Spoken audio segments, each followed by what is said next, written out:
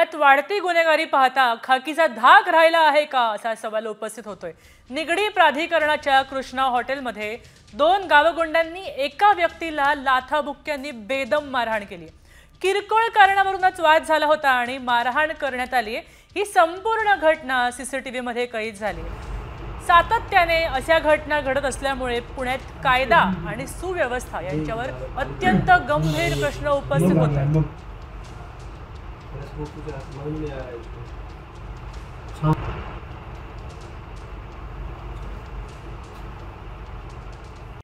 Comscore नुसार आता isakal.com आहे देशातील नंबर 1 ची मराठी न्यूज वेबसाईट। प्रत्येक अपडेटसाठी isakal.com ला नक्की भेट द्या।